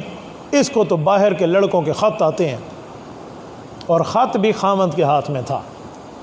میں کبھی جب فیصل بن جاؤں نا کسی میں فیصلہ کرنے کے لیے، یک طرفہ بات سن کے فیصلہ نہیں کرتا، چاہے جتنی بڑی بات کیوں نہ ہو۔ حضرت امام حکیم لقمان نے اپنے بیٹے کو کہا تھا کہ بیٹا اگر کوئی بندہ تیرے پاس آئے اور تجھے آنکھ کا ڈیلا نکالا ہوا ہاتھ پہ دکھا کر کہے کہ مجھے بدلہ دلا دو اس بندے سے کہ اس نے میری آنکھ کا ڈیلا نکال دیا، اور اس کا خون بہہ رہا ہو اور اس کی آنکھ کا ڈیلا اس کے ہاتھ پر ہو، تو کبھی بھی مکمل اعتماد نہ کرنا، تحقیق کرنا، ہو سکتا ہے یہ اس کی دونوں آنکھیں نکال کے آ رہا ہوں۔ تو جب فیصلہ ہوتا ہے تو پھر پوری تحقیق ہوتی۔ ہم نے کہا جی اگر علماء سے فیصلہ کرانا ہے تو ہمیں فلی اختیار ہے، ہم جو سوال کریں، جس سے پوچھیں، جو خط مانگیں، جی ٹھیک۔ میاں بیوی سے بھی ہم ملے اور اس کے بہن بھائیوں سے بھی ملے، ان کے والدین سے ملے، 3 4 5 مجلسوں کے بعد جو فیصلہ ہو وہ سناتا ہوں آپ کو۔ میں نے خط منگوایا، میں نے کہا خط دکھاؤ ہمیں۔ میں نہیں دکھا سکتا، میں نے کہا ہم فیصلہ نہیں کریں گے، دکھاؤ ہمیں خط کیا ہے۔ مسلمانوں، جامع مسجد شاہجہان کے دوستو، جب خط آیا تو اس عورت کی صفائی پر وہ خط بول رہا تھا۔ میں مکمل خط تو نہیں سناتا، چند جملے سناتا ہوں۔ جملے کیا تھے اس میں؟ وہ اس کی بیوی کو مخاطب کر کے کہہ رہا ہے، وہ اس کی سالے کا دوست تھا کہ میں تیرے بھائی سے ملنے آیا کرتا تھا، ایک دن میں نے دروازے کی ایک چھوٹی سی نوک سے تجھے دیکھ لیا، کئی بار میں نے تجھے گلی کے اوپر بھی آواز دی، ایک بار میں نے نمبر لکھ کے تیری طرف پھینکا، تو نے توجہ نہیں کی، میں بار بار خط لکھتا رہا، اب تیری شادی ہو گئی ہے، بس تیری یاد میرے دل میں آج بھی ہے، اللہ کے لیے مجھے کبھی جواب تو دیا کر، تو مجھے پلٹ کے بھی نہیں دیکھتی۔ یہ ایک لڑکے کا لکھا ہوا خط ہے۔ میں نے اسے کہا حیا کر، یہ تو تیری بیوی کی عفت پہ دلالت کر رہا ہے کہ وہ باغیرت بار بار اس کو جو ہے نا کیا کہتے ہیں غلطی پہ ابھار رہا ہے، اور یہ خاتون اسے جواب ہی نہیں دے رہی، تو اس پر اپنی بیوی کو غلط کہہ کر بیٹھا ہوا ہے۔ کوئی نمو نمت تھا تو جن پہاڑ لتا، تھوڑی تھی اپنی آپ کو دیکھو، یہ غلطیاں ہوتی ہیں۔ اچھا، بیوی کی تو اتنی غلطی کو لوگ غلطی سمجھ لیتے ہیں جو غلطی بنتی نہیں ہے، اور خود جو مرضی آئے کریں۔ ایک ہفتہ پہلے کی بات ہے، میرے ایک شاگرد کی بیوی اس سے لڑ کے گھر سے بھاگ گئی۔ وہ مسئلہ پوچھنے آ گیا کہ بیوی تو ناشزہ ہے، نافرمان ہے، بغیر پوچھے بھاگی ہے۔ جب بات نکلی تو پھر پتہ چلا کہ خاوند بیوی کے سامنے بیٹھ کے اپنی گرل فرینڈ سے باتیں کر رہا ہوتا ہے۔ تو اے زال تیرے کو گھر باسی، اس سے یوں امید رکھو گے؟ تو میرے دوستو، زینت کی حفاظت، یہ حکم قرآن کریم کا موجود ہے۔ اس کو ہم نے لاگو نہیں کیا تو یہاں معاملہ ہمارے لیے ختم ہو گیا۔ جب ستر کا خیال نہ رکھا گیا تو محرم کا دشمن بن جائے گا، محرم کا دشمن بن جائے گا۔ اگلا حکم ایک اور بھی ہے، وَانْكِحُوا الْأَيَامَ، قرآن اس کا حکم بھی کرتا ہے۔ وہ کیا ہے؟ اللہ نہ کرے کسی خاتون کو طلاق ہو جائے، اللہ نہ کرے کوئی خاتون بیوہ ہو جائے، فرمایا بیوہ اور مطلقہ کے نکاح کو آپ کے اوپر کرنا ذمہ داری ہے، اس کا نکاح کیا کرو۔ آج کل بیوہ کے نکاح کو کوئی سوچتے ہی نہیں ہے۔ ہمارے معاشرے میں تو سمجھتے ہیں اس نے بیوی چھوڑ دی، اب دوسرا لے گا تو اس کو فائر لگے گا، تو نے میری چھوڑی ہوئی بیوی کیوں لی؟ یہ کہاں کی جاہلیت آ گئی؟ اس کا تو اسلام سے ٹکے کا کوئی واسطہ نہیں ہے۔ آپ نے چھوڑ دی، عدت پوری ہو گئی، اب جہاں بھی نکاح کرے۔ تو بیوہ کا نکاح اور اسی طرح مطلقہ کا نکاح، اور لوگ سمجھتے ہیں میں طلاق یافتہ سے نکاح کروں۔ یار طلاق یافتہ سے نکاح کیوں نہ کریں؟ آپ جب طلاق یافتہ سے نکاح کو عام نہیں کریں گے، آج کل معاشرے میں طلاق کی شرح ریشو بہت بڑھ رہی ہے، اور مطلقہ کے نکاح کو آپ عام نہیں کریں گے، یاد رکھنا پھر ان کی بھی تو خواہشات ہیں، وہ بھی تو انسان ہیں۔ پھر مجھے بتائیں، پھر یہ ہر گھر سے نحوست نہیں نکلے گی؟ پھر اس معاشرے کو ہم نے خود روکنا ہے۔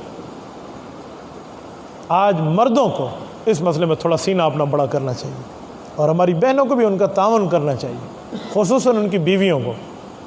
آپ کا خاوند آپ کے سامنے بیٹھ کے 10 لڑکیوں سے چیٹنگ کرے تو آپ کو اعتراض نہیں ہے، وہ دوسری شادی کر لے تو پورا خاندان اس کا مخالف ہو جاتا ہے۔ یقین مانیں، میں ایسے فیملیز کو جانتا ہوں جن کو سسر کہہ رہا ہے، جس داماد کو ساس کہہ رہی ہے یاری لگانی ہے تو لگا لو، جس لڑکی سے لگانی ہے لگا لو، دوسری شادی نہ کرنا، میری بیٹی کو اوپر سوکا نہ لانا۔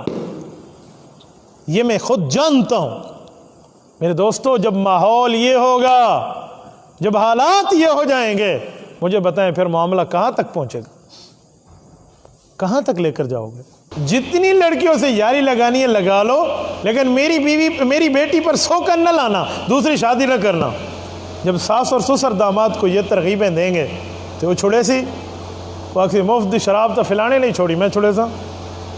جب یہ ماحول ہوگا تو کیا کرو گے؟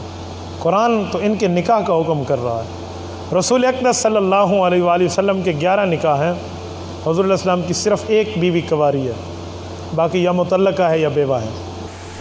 تو تھوڑا سا بندہ کسی کی مدد کے لیے حوصلے میں دل بڑا کر سکتا ہے۔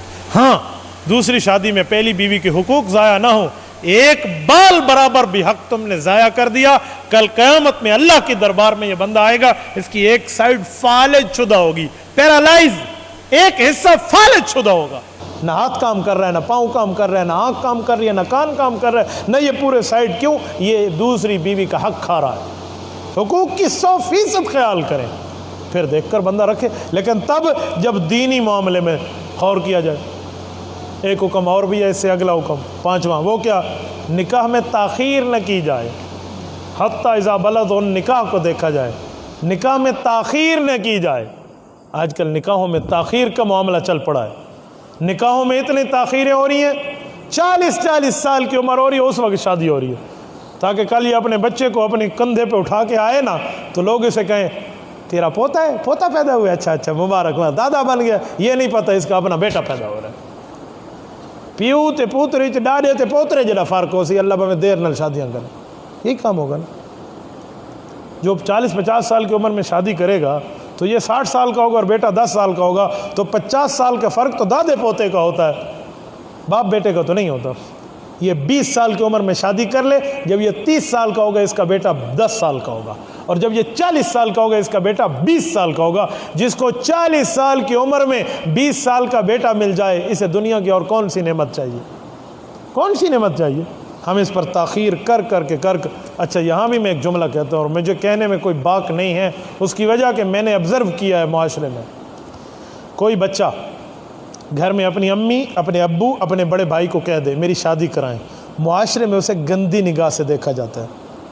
لوگ کیا کہتے ہیں؟ یہ کو زیادہ جلدی ہے، اس کو زیادہ جلدی پڑ گئی ہے۔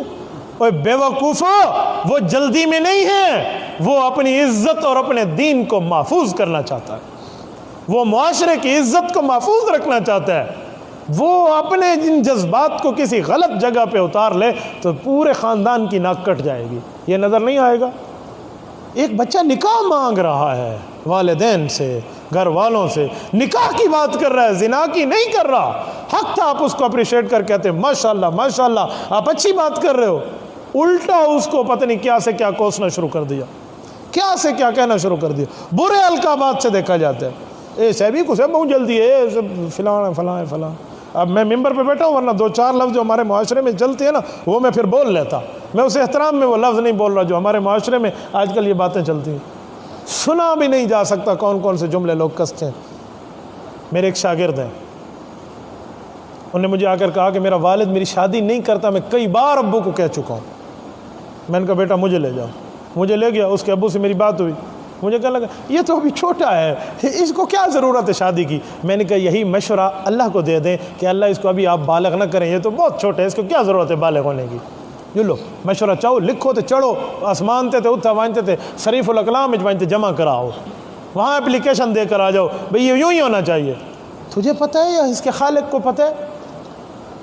جیسے پانی مانگا جا سکتا ہے پیاس کی موجودگی میں، کوئی شرم نہیں ہے، کھانا مانگا جا سکتا ہے بھوک کی موجودگی میں، کوئی تکلف نہیں ہے، ویسے نکاح مانگا جا سکتا ہے بالغ ہونے کے بعد، اس میں کوئی شرم نہیں ہے۔ نکاح مانگا جا رہا ہے، زنا نہیں مانگا جا رہا۔ آپ شاباشی دیں اپنے بیٹے کو، کمر پہ ہاتھ ڈالیں کہ یار پھر بھی تو دین کی بات کر رہا ہے نا۔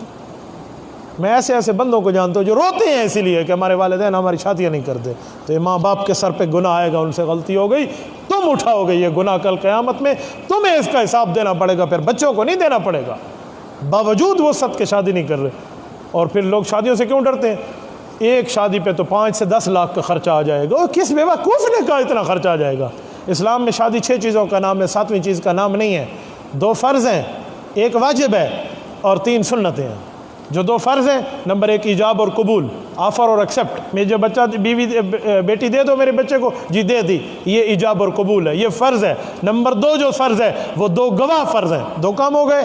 1 واجب ہے، حق مار واجب ہے، کم از کم آج کے دور میں 5000 حق مار ہے، 5000، اس سے زائد رکھیں اس سے کم نہ رکھیں، یہ واجب ہو گیا۔ 3 سنتیں ہیں، خطبہ نکاح سنت ہے، چھوارے پھینکنا سنت ہے، اور دعوت ولیمہ سنت ہے۔ 6 کے علاوہ 7ویں چیز ہے ہی نہیں نکاح میں، اور ہم نے اس کو مشکل بنایا ہوا ہے۔ جی ایڈے بندیاں کو ولیمے تے سرنا پوسی، اتنے بندوں کو ولیمے پہ بلانا پڑے گا، کس نے کا بلانا؟ چند غریبوں کو بلا لو بس، ولیمہ ہو گیا، خیر الولیمہ ہو گیا، حضور نے تمہارے ولیمے کو خیر فرما دیا۔ یار میں اپنی مثال پیش کرتا ہوں، اپنی مثال، مجھے ویسے ہی لوگ کہتے ہیں شادیاں کرنے کا شوق ہے، تو الحمدللہ نکاح کا شوق ہے۔ میرے دوستوں، میرے جو ولیمے ہوئے ہیں، آپ میں کوئی ایک آدمی میرے ولیمے میں شریک تھا؟ بولیے بولیے، آپ مجھ سے ناراض ہیں؟ تو پھر آپ تو ناراض نہیں ہوا، میں نے تو اس بندے کو ولیمے پہ نہیں بلایا جو روزانہ پچھلے ٹائم ہماری خدمت پہ ہوتے، ہمارے کیمپ کے لڑکیوں کو میں نے ولیمہ میں نہیں بلایا جو کیمرے کی خدمت میں بیٹھے ہوئے ہیں، مجھ سے تو کوئی ناراض نہیں ہے۔ ولیمہ مسنون ولیمہ، ظہر کی نماز کے امام نے سلام پھیرا، اس نے اعلان کر دیا جو نمازی بیٹھے ہیں اور 2-4 جو غریب آئے ہوئے تھے، آپ بیٹھ کے ولیمہ کھا لیں، مفتی صاحب کا رات نکاح ہوا۔ اچھا، محلے والے کہہ رہے ہیں ہم نے یوں نکاح کیے ہیں، یوں ولیمے کیے ہیں۔ کیا لوگوں نے ولیمے کے لیے کارڈ، میری الحمدللہ کسی شادی پہ کوئی کارڈ نہیں چھپا، مسنون شادی کی ہے، نہ کسی ہیجڑوں کو بلوایا ہے، نہ کسی ہیجڑیوں کو بلوایا ہے، نہ کسی میراثیوں کو بلوایا ہے، نہ کسی نائیوں کو بلوایا ہے، کسی کو بھی نہیں، مسنون شادی۔ میری دونوں شادیوں میں میرا جو جہیز جو وہاں سے لے کر آئے وہ ایک ڈگی میں آ گیا، گاڑی کی ڈگی میں، بس پورا ہو گیا۔ باقی مجھے جہیزوں کی عادت نہیں ہے۔ میری بیوی ہے تو میری ہڈی پسلی میں غیرت ہونی چاہیے، میں کما کے اسے دوں گا۔ میں ساس اور سسر کے مال پہ فخر کروں، فائدہ؟ میری عزت ہے، میں کما کے دوں گا، میں لا کے دوں گا، آپ مجھے جہیز میں یہ چیزیں دو۔ یہ کون سی مصیبتیں دنیا میں کھڑی کر دی ہیں؟ تو میرے دوستو، کلیہ اتنی سی بات ہوتی ہے۔ میری پہلی شادی پہ 1500 کا خرچہ آیا تھا، میں قسم کھاؤں تو میں حانس نہیں ہوں، حق مہر وغیرہ کے علاوہ۔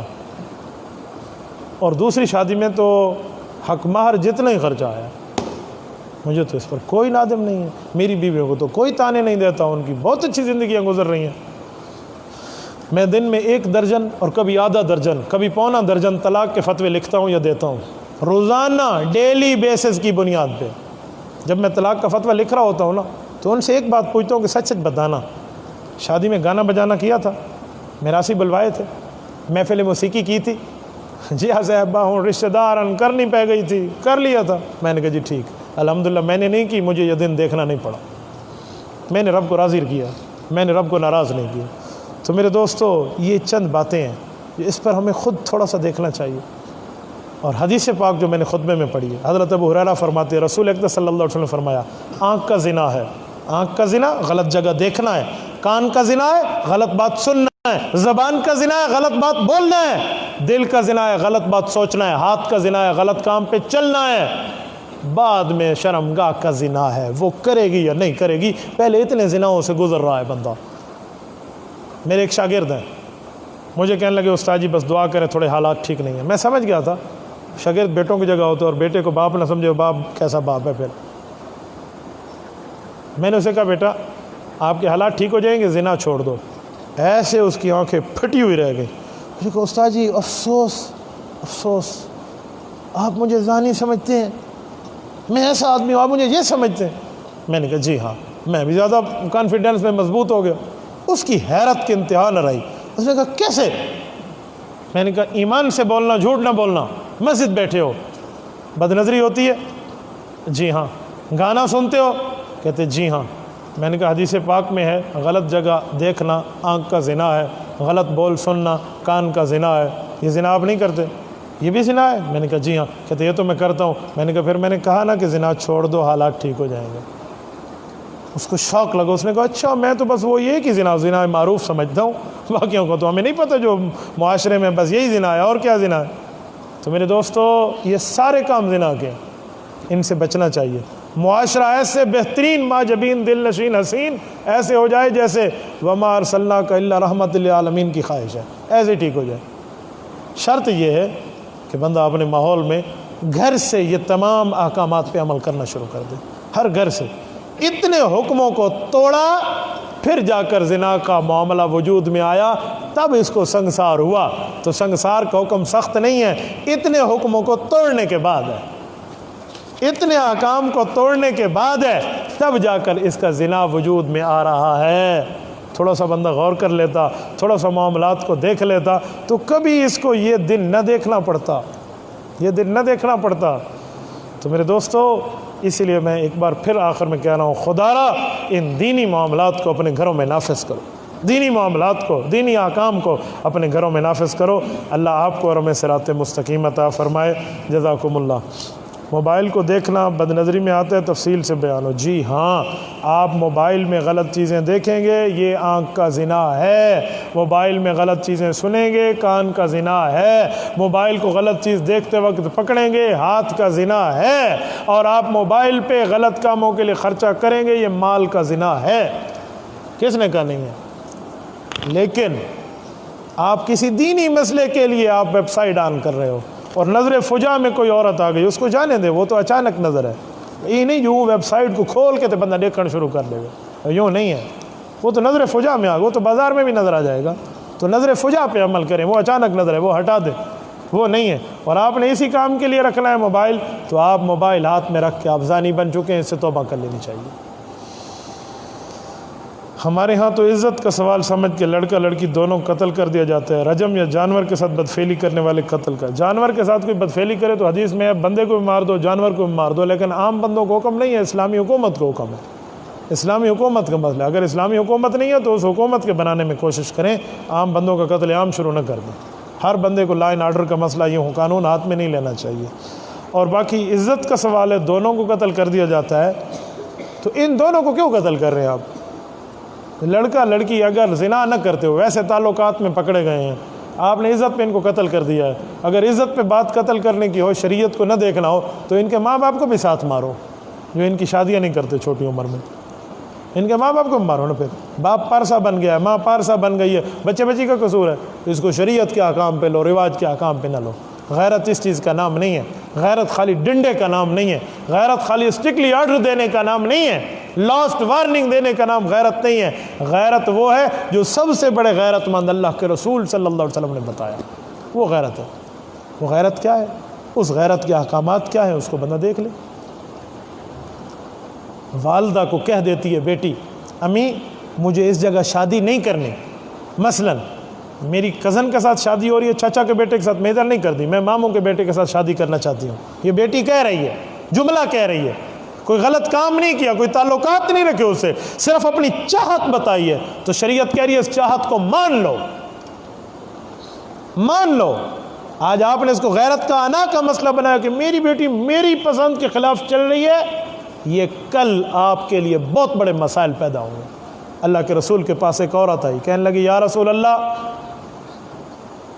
نکاحنی ابی وانا اکرہ، میرا ابو میرا نکاح کر رہا ہے، میں اس جگہ ناپسند کرتی۔ فرد نکاح صلی اللہ علیہ وسلم، حضور نے فرمایا میں اپنے اتھارٹی سے، اپنی اختیارات جو اللہ نے مجھے دیے ہیں، اس بنیاد پر، نبی ہونے کی بنیاد پہ تیرے نکاح کو ریجیکٹ کر رہا ہوں۔ تیرا نکاح نہیں کر سکتا تیرا باپ، سختی سے اس جگہ نہیں کر سکتا۔ اس کے والد آ گئے، اس عورت نے کہا ابو میں آپ کی مرضی پہ نکاح کروں گی، اب جہاں آپ کہو گے وہاں کروں گی۔ اس ابو نے کہا بیٹا اگر میری مرضی کو ایکسیپٹ کرنا تھا تو پھر حضور کے پاس کیوں آئی تھی؟ پھر تو گھر میں بات طے ہو گئی تھی، پھر ادھر بات لانے کی ضرورت؟ اس نے کہا ابو میں مسلمان عورت کا حق معلوم کرنے آئی تھی کہ شریعت اسے حق کتنا دیتی ہے۔ اس حقوق کی آج والد پرواہ نہیں کرتا، پھر بعد میں غیرت کی بات کرتا ہے، یہ غیرت نہیں ہے، یہ اسلامی احکام کے خلاف کام ہے۔ آپ قرآن کہہ رہا ہے فَانْكِحُوا مَا طَابَ لَكُم مِّنَ النِّسَاءِ، نکاح میں پسندیدگی، یہ اللہ نے لفظ بولا ہے، ما طابا، طابا طیب سے نکلا ہے، طیب قلب ہے تو نکاح کرو ورنہ نہ کرو۔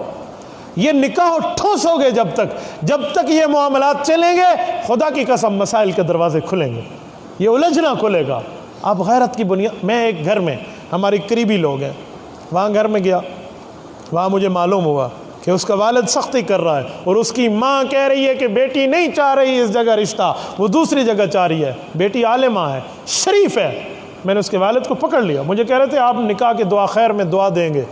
میں نے اس کو کہا مجھے یہ معلوم ہوا ہے آپ کی فیملی میں یہ مسئلہ ہے۔ اس نے کہا جی ہاں۔ تو میں نے کہا آپ کیوں کر؟ میں باپ ہوں، میں کر سکتا ہوں۔ میں نے کہا جی تھا بہ نا میں تیرا پوچھتا کتنے بھی 100 تھے۔ میں نے کہا تو باپ ہے، اپنے نکاح پہ تو نے کیا تھا؟ کہاں بیٹھے ہو؟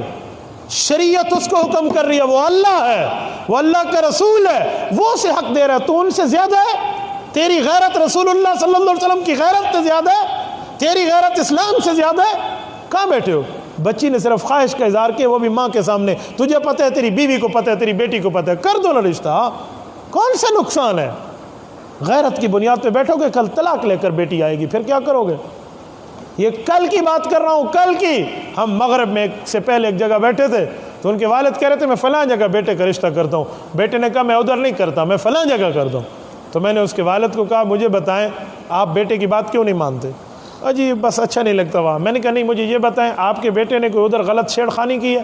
کہتے جی نہیں، میں تو بہت شریف ہے ماشاء اللہ، بہت کہنا مانتے۔ تو میں نے کہا ادھر سے کوئی غلط چھیڑ خانی ہوئی ہے، وہ کوئی غلط لوگ ہیں؟ کہتے جی نہیں، اپنے چاچے کا بیٹی ہے اس کی۔ تو میں نے کہا پھر نکاح کر لینا، کر لیں، اتنی خواہش ماننے پہ شریعت آپ کو حکم نہیں دے رہی۔ پھر میں نے آیت پڑھ کے سنائی، اس کے والد نے بات مان لی کہ جی بات بالکل ٹھیک ہے۔ آپ مجھے بتائیں اگر وہ والد کے کہنے پہ سر نیچے کر کے شادی کر لیتا، کل بیوی پہ یا ظلم کرتا ہے، بیوی چھوڑ دیتا، پھر کیا کریں گے آپ؟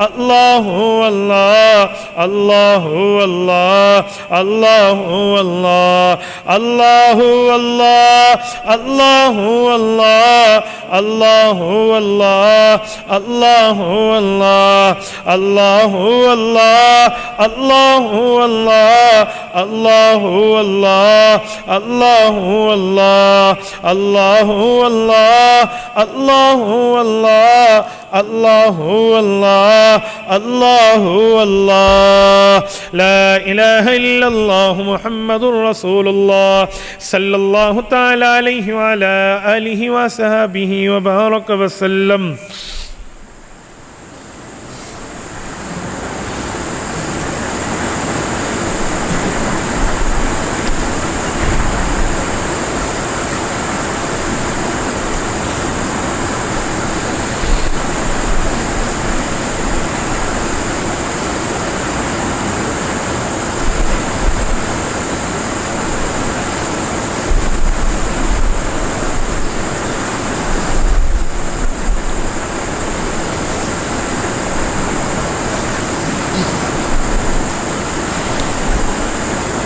جزاکم اللہ تعالی. آ جائیں بیعت کے ساتھی آ جائیں. بیعت کا معنی ہے گناہوں سے معافی، تو گناہوں سے بندے کو معافی مانگنی چاہیے. اور مجھ سے اکثر دوست پوچھتے رہتے ہیں، انٹرنیٹ سے ہمارے جو وابستہ ہیں وہ حضرات پوچھتے ہیں کہ حضرت غیر ملک کے دوست بھی، باقی حضرات بھی جو یہاں بیٹھے ہیں، کہ بیعت نہیں ہو سکتی. تو کچھ دوست جو ہیں ہمارے شہر سے بھی لائیو دیکھ رہے ہوتے ہیں، تو میں ان حضرات کو کہتا ہوں کہ آپ بیعت کے کلمات ساتھ کہہ دیا کریں. تو بیعت کے کلمات کہنے سے بیعت ہو جاتی ہے. کوئی نہیں مسئلہ. آ جائیں، ہاتھ رکھ لیتے ہیں بندے. آ جاؤ آگے آ جائیں، کوئی نہیں مسئلہ. ساتھی آ جائیں. خیر آنے دو، ہاتھ رکھ لو آگے، آنے دو. پھر لوگ کہتے ہیں بیعت نہیں ہو گئی، بعض کہتے ہیں ہم نے ہاتھ نہیں رکھا. آج خیر ہے. بسم اللہ الرحمن الرحیم. لا الہ الا اللہ محمد الرسول اللہ. میں ایمان لایا اللہ تعالیٰ پر، اس کے فرشتوں پر، اس کے رسولوں پر، قیامت کے دن پر، اچھی بری تقدیر پر. اے اللہ میرا ایمان قبول فرما. میں توبہ کرتا ہوں ہر گناہ سے، آئندہ کوئی گناہ نہیں کروں گا. اگر ہو گیا فوراً توبہ کروں گا. پوری زندگی سنت کے مطابق چلوں گا. اے اللہ میری اس توبہ کو قبول فرما. میں داخل ہوتا ہوں سلسلہ چشتیہ، نقشبندیہ، قادریہ، سہروردیہ میں. اے اللہ میری اس بیعت کو قبول فرما. قیامت کے روز ان بزرگوں کے ساتھ ہمارا حشر فرما. جزاکم اللہ. ایک بات ذہن میں رکھیں، بندے سے گناہ ہونا برا نہیں ہے، گناہ پہ توبہ نہ کرنا زیادہ برا ہے. گناہ ہو جاتا ہے، گناہ ہونے پر دل چھوٹا نہ کرے. گناہ کا معنی ہے کپڑے پہ داغ لگ گیا، تو جب داغ لگ گیا تو دھونے کا سسٹم بھی تو موجود ہے نا. اگر کسی کے پاس دھونے کے سسٹم میں صابن پانی موجود ہے تو اس کو داغ کی پرواہ نہیں کرنی چاہیے. لگ گیا تو فوراً دھو لے. گناہ کرے نہیں، گناہ ہو جائے. ایک گناہ جان بوجھ کے کرنا، اس کی بھی معافی ہے، لیکن اگر ہو جائے، غلطی سے ہو جائے، جذبات میں ہو جائے تو فوراً معافی مانگ لیں. یاد رکھیں جو گناہ کے بعد معافی مانگتے ہیں یہ ایسے جیسے کپڑے کے اوپر داغ لگا اور فوراً دھو لیا. جتنا جلدی معافی مانگیں گے اتنا جلدی گناہ دھل جائے گا. حدیث پاک میں ہے، رسول اقدس صلی اللہ علیہ وآلہ وسلم فرماتے ہیں انسان کا جو دل ہے نا یہ شیشے کی مانند ہے. اس کے اوپر ایک گناہ کا قطرہ لگے تو جگہ کالی ہو جاتی ہے، دوسرا گناہ لگے تو پھر جگہ کالی ہو جاتی ہے. اور اگر آپ توبہ کرتے رہے تو جگہ صاف ہوتی رہتی ہے، دل صاف ہو جاتا ہے. اور اگر کوئی بہت سے گناہ کرے توبہ نہ کرے تو اس کا دل ایسا کالا ہو جاتا ہے کہ گناہ کو گناہ سمجھتے ہی نہیں، گناہ کو گناہ سمجھتے. اور جب توبہ کر لے اور دل صاف ہو جائے تو پھر وہ گناہ کو ایسے گناہ سمجھتے ہیں. میرے ایک دوست ہیں، شاگرد ہیں، انہوں نے توبہ کی، بیعت کی. مجھے اپنا حال حوال بتاتے ہیں. مجھے کہتے استاد جی پہلے صبح کی نماز رہ جاتی تھی تو کہتا تھا چلو رہ گئی ہے پھر پڑھ لوں گا. آج کل کوئی نماز رہ جائے نا یا جماعت رہ جائے، کہتے ہیں مجھے ایسے محسوس ہوتا ہے جیسے میرے جو احتلام ہوا اور مجھے غسل کرنا ہے۔ یہ کیفیت پھر بندے کی بن جاتی ہے، پھر ایسے بندہ گناہوں کو برا سمجھ۔ یہ دیکھو اگر یہ شیشے کا گلاس ہوتا نا تو آپ کو زیادہ سمجھ آتا۔ شیشے کا گلاس ہو تو پانی باہر نظر آ رہا ہوتا ہے، ایک ایک قطرہ آپ انک کا ڈالیں، سیاہی کا ڈالیں تو نیلا ہوتا جائے گا، جتنی زیادہ انک ڈالیں گے اتنا زیادہ نیلا ہوگا۔ جب انک اور سیاہی زیادہ آ جائے تو اس کو صاف کرنے کا آسان طریقہ ہے اس میں اور پانی ڈالو اور ڈالو، جب اور پانی ڈالیں گے تو پھر صاف ہو جائے گا، اس کی سیاہیت باہر نکل آئے گی۔ تو میرے دوستو ایسے ہی ہے، جب دل میں گناہ آ جائیں تو اور نیکیوں میں ڈالو اور توبہ ڈالو۔ توبہ اس کی رگڑائی ہے، اس کا بلیچ ہے، اس کو صاف کرنا ہے، ختم ہو جاتا ہے۔ تو گناہ ہونا برا نہیں ہے، گناہ پہ نہ توبہ کرنا یہ برا ہے۔ تو گناہ ہو جائے تو معافی مانگ لو۔ ہم نبی نہیں ہیں، ہم فرشتے نہیں ہیں کہ ہم سے گناہ نہ ہو، ہم انسان ہیں، انسان سے گناہ ہوگا تو توبہ بھی ہو جائے گی۔ تو دل بڑا رکھو توبہ کے لیے۔ نمبر 2، احکام کی پابندی کریں، جتنا ہو سکے بندہ احکام کی پابندی۔ نمبر 3، حال احوال بتایا کریں، کم از کم خط میں لکھ کر بتایا کریں، فون پہ بتایا کریں، حال احوال کھلا کھلا بندہ بتائے تاکہ بندہ اس کا علاج کر سکے۔ میں کہا کرتا ہوں کہ جو حال احوال شیخ کو بتاتا ہے نا اور شیخ اس گناہ کی وجہ سے مرید سے نفرت کرتا ہے تو ایسے بندے کو شیخ نہیں بننا چاہیے۔ اس کی مثال تو ماں والی ہونی چاہیے کہ ماں کو پتہ ہو نا کہ میرے بیٹے کے شلوار میں گندگی ہے تو وہ گندگی دھو دیتی ہے، بیٹے سے نفرت نہیں کرتی۔ تو اپنی غلطی بتانی چاہیے تاکہ اس کا علاج صحیح ہو سکے۔ اور کم از کم 3 تسبیحات روزانہ پابندی کریں۔ جو تسبیحات ہیں نا، نمبر 1 لا الہ الا اللہ، یہ 100 بار۔ نمبر 2 استغفر اللہ، یہ 100 بار۔ نمبر 3 صلی اللہ علیہ وآلہ وسلم، یہ 100 بار۔ لا الہ الا اللہ 100 بار پڑھیں گے ایمان کی عمارت بنے گی۔ استغفر اللہ 100 بار پڑھیں گے اس کی رگڑائی ہوگی۔ صلی اللہ علیہ وآلہ وسلم 100 بار پڑھیں گے اس پہ رنگ روغن لگ جائے گا۔ تو یہ تینوں کلمہ طیبہ، استغفار اور درود پاک کریں گے انشاءاللہ کثرت۔ صبح بھی کریں اور شام بھی کریں۔ صبح کا کیا معنی؟ جب آپ صبح کی نماز میں کثرت کریں گے نا نماز کے بعد اور شام کی نماز کے بعد کیا فائدے ہوں گے آپ کو فائدہ بتاتا ہوں۔ یہ فرشتوں کی ڈیوٹی چینج ہونے کا ٹائم ہے۔ صبح والے فرشتے صبح کو آتے ہیں، شام والے جو صبح تک بیٹھے ہوئے چلے جاتے ہیں۔ اس طرح شام والے فرشتے آتے ہیں جو صبح سے بیٹھے ہوئے چلے جاتے ہیں، شام والے بیٹھ جاتے ہیں۔ جب فرشتے جا رہے ہوں گے نامہ اعمال میں آپ کا استغفار لکھ کے جا رہے ہوں گے، اور جو آ رہے ہوں گے شروع میں بھی آپ کا نامہ اعمال میں استغفار لکھا ہوا ہوگا۔ قیامت میں آپ کا نامہ اعمال کھلا ہوا ہوگا تو شروع میں بھی نیکی ہوگی، آخر میں بھی نیکی ہوگی۔ ٹھیک ہے، تو صبح شام کا بہت بڑا فائدہ ہے۔ الحمدللہ رب العالمین والعاقبۃ للمتقین والصلاۃ والسلام علی سید الرسل وخاتم النبیین۔ ربنا ظلمنا انفسنا وان لم تغفر لنا وترحمنا لنکونن من الخاسرین۔